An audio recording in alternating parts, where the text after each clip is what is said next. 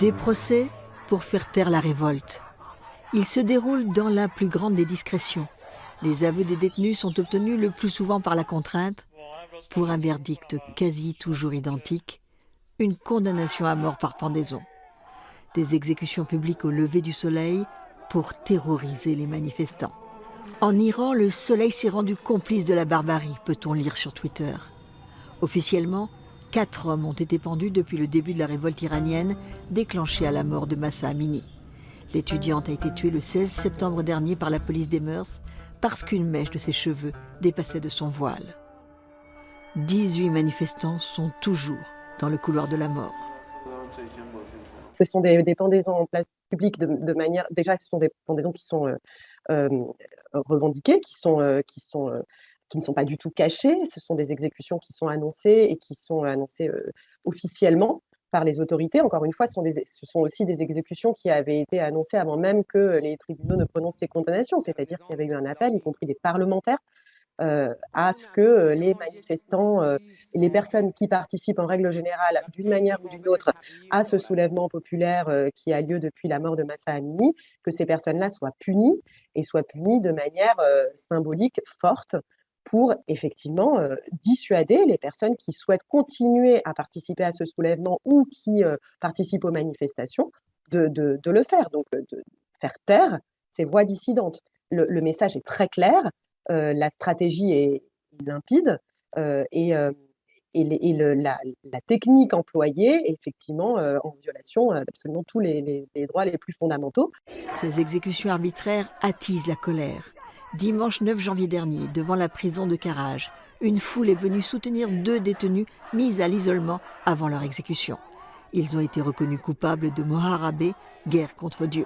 L'application de la peine capitale a finalement été repoussée.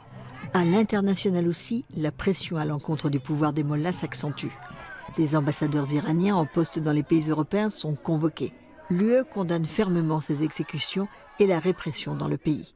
Une condamnation relayée par les réseaux sociaux et la rue, à Paris, Londres et Berlin. Face à la multiplication des condamnations et des arrestations, plus de 19 000 personnes depuis le début du mouvement, les associations des droits de l'homme se mobilisent. À l'appel du collectif Iran Justice, 100 parlementaires européens parrainent les manifestants détenus en Iran. Nous avons été sollicités par les associations, les ONG de défense des droits humains et par nos confrères iraniens qui nous ont dit que la situation était urgente et qu'il fallait précisément avoir une action ciblée sur ces condamnés à mort qui n'ont pour la plupart plus aucun recours puisque leur condamnation à mort a été définitivement confirmée par la Cour suprême iranienne qui se trouve dans le couloir de la mort et qui en réalité n'ont plus d'autre recours que une interpellation internationale forte pour exiger l'arrêt immédiat des condamnations à mort. Une mobilisation internationale que Téhéran semble ignorer, car en ligne de mire, c'est la France, après la parution des caricatures dans la presse satirique qui a provoqué la colère des autorités.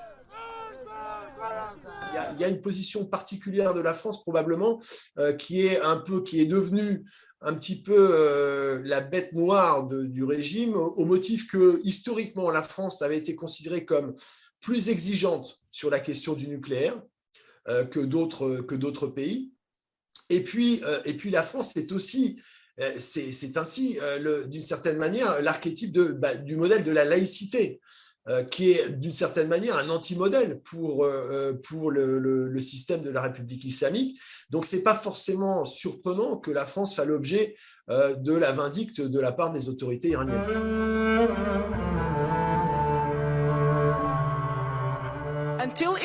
Parlement européen de Strasbourg, mouvement de soutien des députés à l'image de cette élue suédoise qui se concrétise par une résolution votée le 22 novembre dernier validant des sanctions. Jian, Azadi, women, life, freedom. L'étau se resserre autour de 126 personnalités iraniennes, comme le chef de la police et le ministre de l'Intérieur. Une nouvelle résolution est présentée ce 16 janvier visant directement les gardiens de la révolution. Ces piliers du pouvoir pourraient rejoindre la liste noire des mouvements terroristes, une décision forte pour le collectif Iran Justice. Ce corps des gardiens de la Révolution qui est au centre aujourd'hui de la répression, mais qui est au centre parce que tout à la fois, il concentre les moyens matériels de la répression. Ce sont ces milices qui sont au premier rang des manifestations, aux côtés des forces de l'ordre d'ailleurs, pour réprimer les manifestants, mais aussi qui est le cœur économique de cette répression, parce qu'on sait que les gardiens de la Révolution, aujourd'hui, ont des entreprises parapubliques qui gravitent autour du guide suprême et qui vont venir être les instruments financiers de cette répression. Et donc, en ciblant le cœur, finalement, de l'appareil de la répression, que sont les gardiens de la Révolution, eh bien, on s'attaque aussi aux origines de cette répression. Et pied de nez des Iraniens à Washington, avec cette photo des membres du gouvernement, tous vêtus de l'uniforme des gardiens de la Révolution, en réaction à leur inscription en avril 2019 par le gouvernement américain sur la liste noire des mouvements terroristes. Ce serait de ce point de vue-là, on va dire, un alignement des positions transatlantiques et qui suscitera évidemment à la fois la colère et le dédain de Téhéran, même si ça signifie quand même que de la part des Européens, et ce n'est pas anodin, un renforcement quand même d'une logique de sanctions vis-à-vis du régime de Téhéran et une convergence de vues de plus en plus marquée avec Washington, ce qui n'a pas toujours été le cas. On peut penser au mandat de Donald Trump, et ça peut effectivement quand même embarrasser le régime de Téhéran qui essaie de diviser en général pour maintenir effectivement une marge de manœuvre. Cette capacité se réduit aujourd'hui.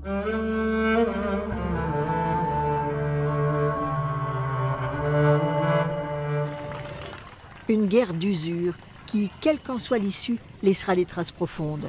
Si les manifestations sont moins visibles, la contestation, elle, ne faiblit pas, malgré les exécutions et les menaces toujours plus brutales du pouvoir.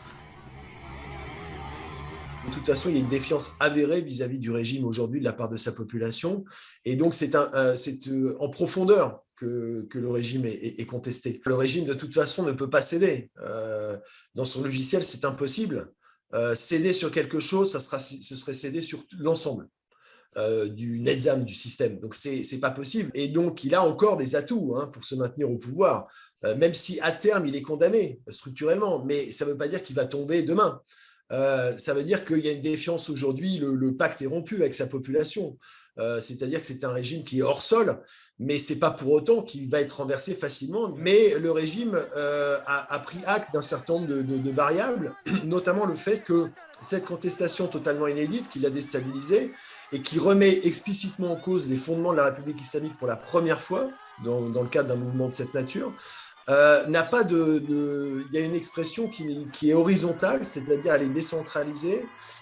C'est ce qui fait la force et la faiblesse et un handicap aujourd'hui, c'est-à-dire qu'il n'y a pas l'expression d'une alternative politique. Aucun leader n'émerge pour le moment.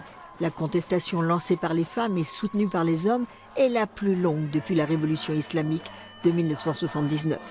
Elle ne semble n'avoir qu'un but, mettre fin au régime des mollahs, mais la théocratie au pouvoir depuis 43 ans est prête à tout pour survivre.